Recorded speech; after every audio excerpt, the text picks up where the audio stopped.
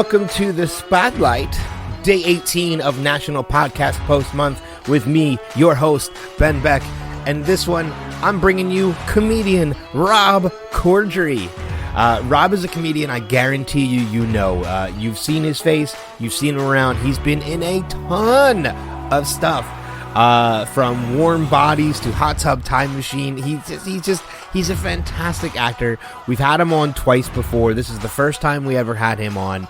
He was promoting Ballers on HBO with him and Dwayne Johnson, who is somebody hopefully you will hear on this podcast one day. Hopefully. Let's keep our fingers crossed. But until that time, enjoy this one with Rob Corddry on the Spotlight.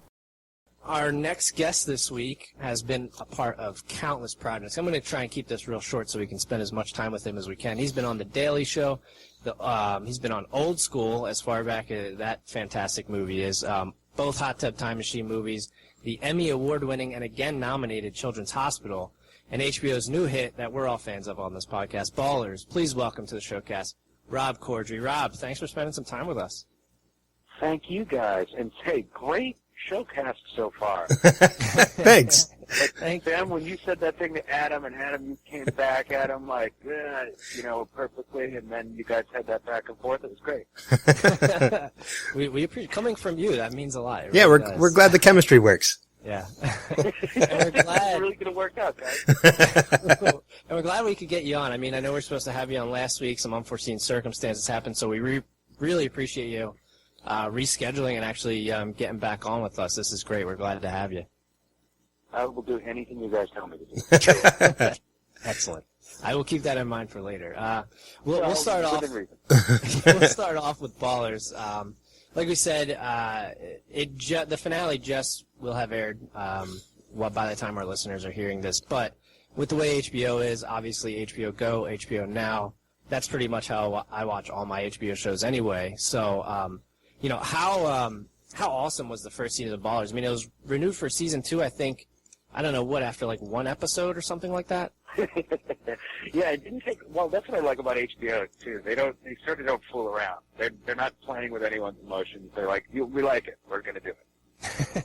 And they also tend to give shows, even if they don't, they tend to give shows that are a little bit more troubled than we are a second season to try kind of air it out a little bit, which is good. It's a pretty good place to work so far.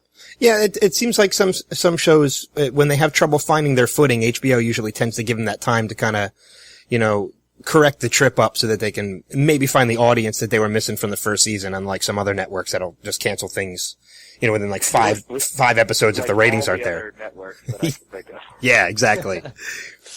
And I mean, obviously working with Dwayne Johnson, The Rock, whatever people are calling him these days, but you also get to work with some pretty sweet NFL players. I know before Ballers came out, when we were kind of previewing it on the showcast, we were like, maybe we won't see NFL players because the NFL hates this kind of thing, like hates drugs, sex use, all that other stuff. But we actually got to see some NFL players. You got to hang out with guys like Victor Cruz, and all guys like that. I will say this. We are Philadelphia-based, so, I mean, Victor Cruz isn't really the best person we want to see. I actually was kind of hoping maybe you could hit him in his other knee. Is that low blow? Listen, I get it. I've never met more rabid, insane fans than I have from Philly. You guys are absolutely insane. And you asked me to hurt Victor Cruz, I bet half jokingly. Yes, maybe 60-40. Got it.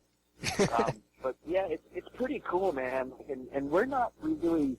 I mean, Victor was in the script, but a lot of the other guys who aren't necessarily, like they're just hanging out and thrown into scenes. Like it's kind of a surprise for us too when they show up. That's really neat. But Victor was definitely the highlight for me because I had scenes with him, and also because he was on my fantasy team and doing pretty well until he almost died on the field. That was just the worst. And that happened in Philly too. That injury. All right, guys, let it go. Huh? Come on. Well, Rob, if it makes you feel any better, Adam is the only Eagles fan. I'm not an Eagles fan, so you're safe with me. I won't put him down. And almost maybe another low blow, but I thought, and, you know, to your point, you kind of have to have a keen eye for some of the players that pop up here and there. I thought in a couple, I think it might have been episode 7 or 8, did Jason Pierre-Paul pop up? Yeah, I believe so. In the tattoo parlor, I think. Yeah, but that's it's really fun. There's a really funny scene. Victor is a really good actor. Like he's a natural, and a lot of the other guys they're still like they're just happy to be there, but they're kind of like, how does this work? What? And it took him a little bit. Like he was just goofing around about it. It was a really fun day. And that was I assume that was pre-accident, pre-fireworks accident. Yeah, that's like that's the demarcation, like what like it's pre-Kennedy assassination and post-Kennedy. Yeah. He loves loud noises. Pre-F, I guess, pre-fireworks.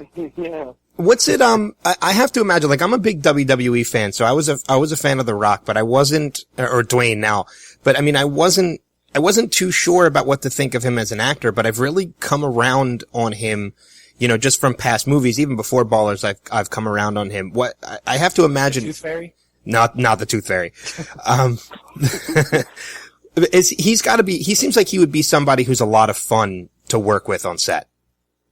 Yeah, I think everybody probably had that same attitude, like, here, another sports star coming in because they think they can say words believably. Yeah. And, but yeah, I haven't met anybody that doesn't like, or at least appreciate Dwayne Johnson in something, you know, because he's that kind of guy, that magnetic sort of obscenely likable person on screen because he's that way in person. He's a really, really good, kind-hearted, massive dude. Yeah. Yeah. He seems like that. I mean, I've seen a bunch of stuff. He puts out a lot of funny tweets, you know, on his Twitter posts. So, I mean, that, you can usually gauge a person's personality a little bit by that. So yeah, he seems like somebody who would be a lot of fun to work with. Yeah, you know, and he's also like the whole social media thing, man. It's like, it's another full-time job for him. Like, he has sort of like, I don't know, mastered that form of promotion and just getting out and talking to the fans like nobody else has. I kind of envy it because I let it go. Yeah. Well, I mean, it's never too late to get back into it. Yeah. At Rob Corddry. So hard. So I wanted to switch gears for a minute, and I wanted to talk to you. I know that you recently came back, I believe it was last week, to be part of Jon Stewart's final show for The Daily Show. I know you did a nice little run as a correspondent for the show. What are your thoughts on Jon hanging it up and passing over the reins to Noah? Because I'm a huge Daily Show fan. I haven't missed an episode of that show in probably close to 10 years. So, I mean, I'm curious as to what your thoughts would be as somebody who's worked with Jon. Oh yeah, well I'm surprised that he did it for this long because, and that's nothing about his character. It's more about that job itself. You know, it's such a hard thing when you think about it. Like really, what his job description is taking news in the morning and turning it into jokes within like 6 hours. Yeah. Yeah. You know, and it's really like, it's just a pipeline, and it's got to be exhausting. When I was back, the time I was back before the final show, I was in the makeup room because I was a guest. I was in the makeup room, and Jon came in. He sat down. He looked exhausted, and he was just like, "So what's it like?" And I was like, "What's what like?" And he goes, "I don't know, daylight, that sort of thing. Getting up what you want." Like, oh, you're gonna like it. You're really gonna like it. Yeah, I mean, and not blowing smoke. I've been a fan of yours for a while. You were probably one of my favorite correspondents on that show. You and your brother Nate. You know, you were both great on that show. Oh, thank you very much. Thank you. We definitely got in there at sort of just the right timing. But, George Bush was very good to us, Yeah. of course. But it was right around when the show was really hitting its stride, and that is just a pure piece of luck, and I'm very grateful for that. Yeah.